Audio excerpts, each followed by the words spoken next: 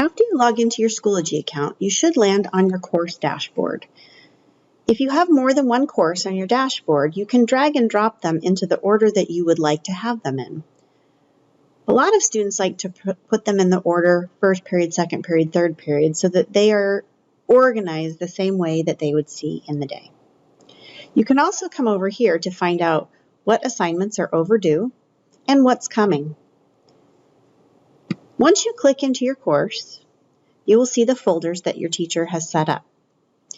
They're typically organized by week and then by day, although sometimes your teacher may have organized them by unit. Over on the right-hand side is my upcoming assignments. One of the questions students have asked is, how do I submit an assignment? So I'm going to click on my upcoming assignment, and it has the directions right here. Please read the attached article and write a 3-paragraph response.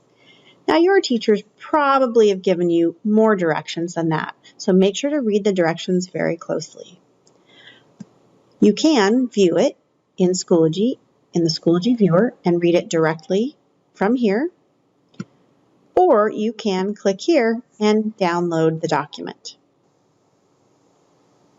When I download the document, it's going to show up in the document reader. In this case, it's a PDF, so it showed up in Adobe. But I may not want to go back into Schoology when I refer to it later on, so I can save it to a place that is more accessible. Just like in school, when you have a notebook, it's important to be organized.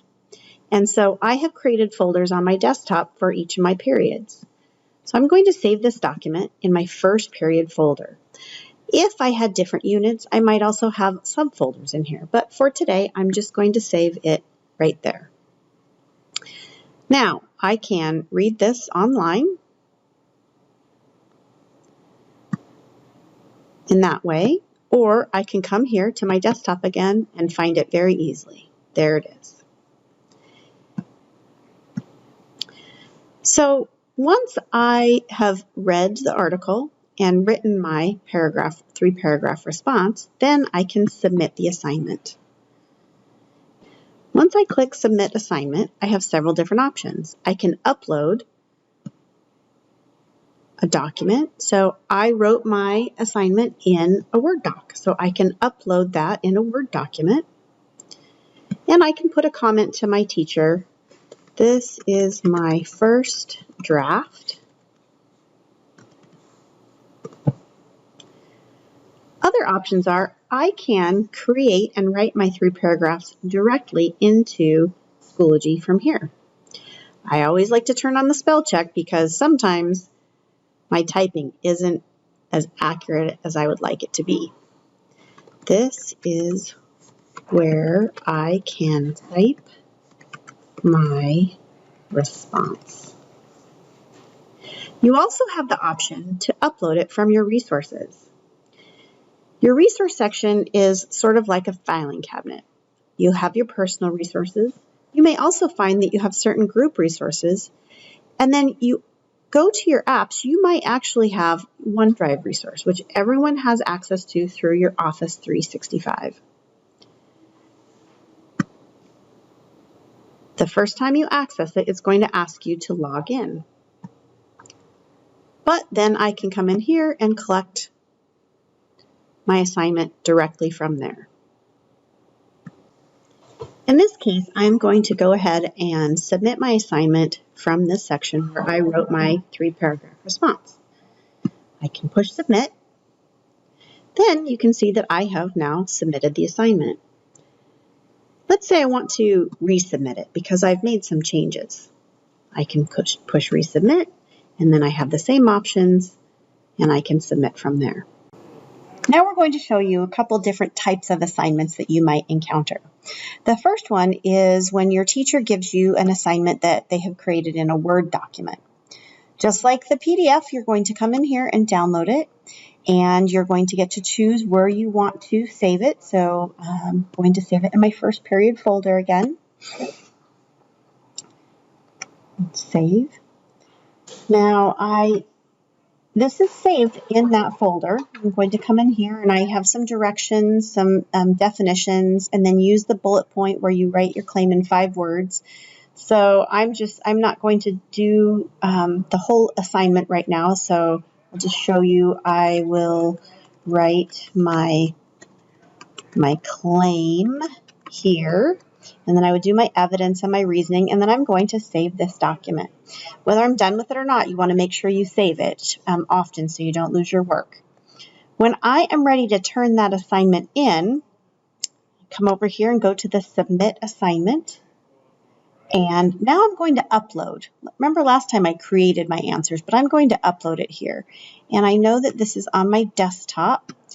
And in my first period folder, there it is. There's my assignment. So I know that this is the one that I have been working on because it has my words in it. And I'm going to upload that. And then I can submit it. And just like before, I can resubmit the assignment if I want to before it's due, before my teacher has graded it. And I can also view the original blank one here, and I can download another copy of that if I want to. Another type of assignment your teacher might give you is a discussion. In discussions, you will have a prompt that you respond to, and then you will be, as soon as you respond, you'll be able to see other people's comments. Sometimes your teacher will have you just respond to the question, and sometimes they will ask you to respond to other students' comments as well. Discussions can be graded or ungraded. This one happens to be a graded discussion, and I can go ahead and put my answer in here.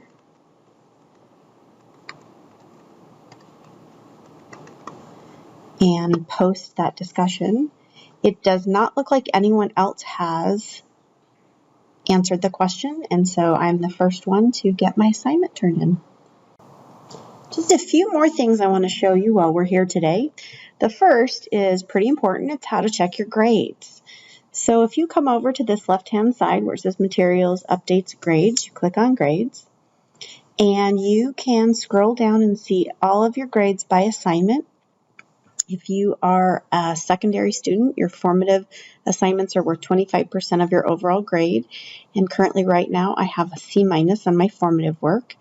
But my summative work I'm doing a little bit better, and it's worth 75% of my grade. So my overall grade is a C+. These non-academic tasks, things like assignment syllabus being turned in, those aren't worth anything, but I could still feel pretty good that I've got that A there. Finally, how do you contact your teacher through Schoology if you need assistance? If you come over here to Members, you can see you've got 2 teachers. They're the ones with the little badge there. And since I am the first teacher here today, you would click on me and then you would message me. And the message will come right to my Schoology inbox. And if I have my settings set up to get an email, I will also get an email, and then I will get back to you. You also can remember that we're still using Teams, and you can message your teachers in Teams if you need assistance.